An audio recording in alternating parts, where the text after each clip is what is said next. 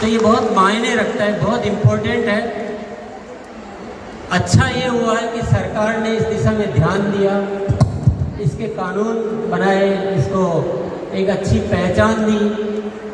ये एक हमारे लिए बहुत सूचना अच्छी है, अन्यथा ये बहुत चुनौती का कार्य है। ये इसमें बहुत सारी चुनौतियां हैं। आप सब ने बहुत संघर्ष करके ये मुकाम हासिल किया, ये आसानी से नहीं हासिल होते हैं। बहुत सारी संस्थाएं इसमें कार्य शुरू करती है, पर कुछ ही होती है जो आगे बढ़ पाती है। इसका मतलब कोई तो चुनौती है, इतना आसान तो नहीं है। इसलिए आप सभी बहुत बहुत बधाई के पात्र हैं। मैं बस एक निवेदन आप सभी से करना चाहूँगा। यहाँ पर बहुत सारे हमारे जो भी डायरेक्ट सेलर्स आए और उन्होंने कुछ अपनी उपलब्धियों की बात की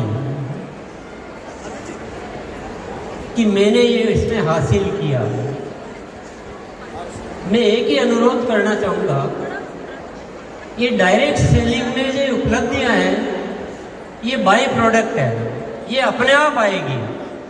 इसकी ज़्यादा आपको फिक्र करने की और जिक्र करने की कोई ज़रूरत नहीं है। थोड़ा इससे ऊपर आइए।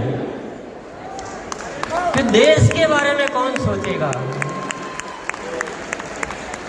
देश की जिम्मेदारी लीजिए, समाज की जिम्मेदारी लीजिए। ये जो उपलब्धियां ये अपने आप आती रहेगी, बहुत आएगी, बहुत बड़ी बड़ी आएगी। लेकिन सबसे बड़ी जरूरत है इस देश का विकास करने की। इस देश की बहुत सारी समस्याओं को हम अपने माध्यम से दूर करें, स्वास्थ्य को अच्छा करें, आपस के प्रेम भाईचारा को ठीक करें। इतनी जो नफरतें, इतनी लड़ाई झगड़े, इतनी जो बातें हो रही इस देश में, उसको ठीक करने का माध्यम है डायरेक्ट सेलिंग। जब इससे इतना बड़ा किया जा सकता है तो हम छोटी चीजों में क्यों इतना मशगूल हो जाते हैं? तो मैं सब आप सबसे क्योंकि एकत्रित हुए तो आज उस विषय पे बात करने का मौका है। इससे सब कुछ किया जा सकता है। इससे शिक्षा को सुधारा जा सकता है, जीवन मूल्यों को सुधारा जा सकता है, आपस में प्रेम भाईचारा पैदा किया जा सकता है, मानसिक तौर पे हम मजबूत हो सकते हैं, हम खुशियां बढ़ा सकते हैं, जीवन से दुखों को दूर कर सकते हैं।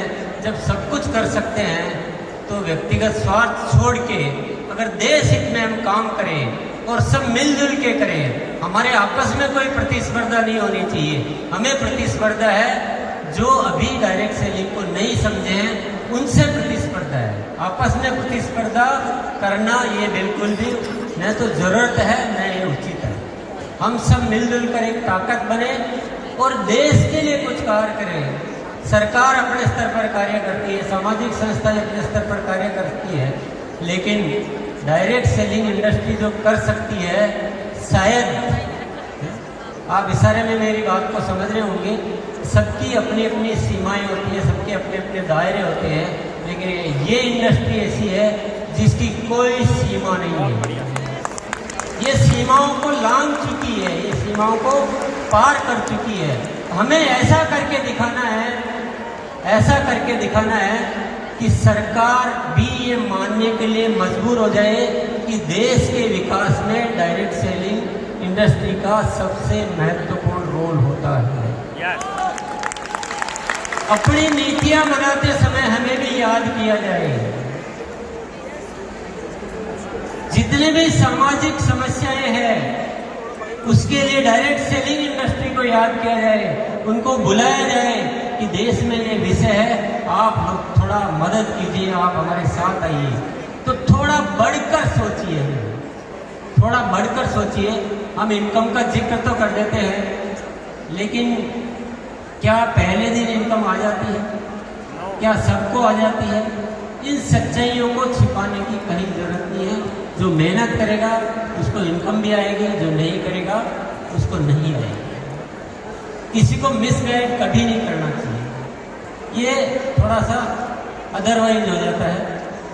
और जब हम सामूहिक तौर पे कोई कार्यक्रम करें तो प्लीज़ ये जिक्र तो नहीं किया जाए तो अच्छा है। ये हमारी भी कोई वैल्यूज होनी चाहिए, डायरेक्ट सेलिंग इंडस्ट्री भी कोई वैल्यूज होनी चाहिए।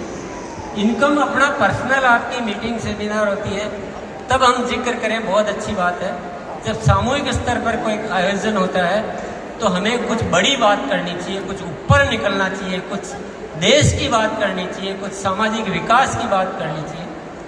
और हम सबको मिलकर आज एक संकल्प लेकर जाना है कि हमको इस कार्य के माध्यम से इस देश को अच्छा बनाना है, जीने लायक बनाना है, विश्व गुरु बनाना है। तो यही मेरा आप सबसे अनुरोध है। पुणे में आप सभी को बहुत बहुत धन्यवाद देता हूँ, आयोजकों को धन्यवाद देता हूँ, मुझे बोलने का मौका दिया उसके लिए मैं बहुत बहुत धन्यवाद देता हूँ। शुक्रिया, नमस्कार, भारत माता की जय।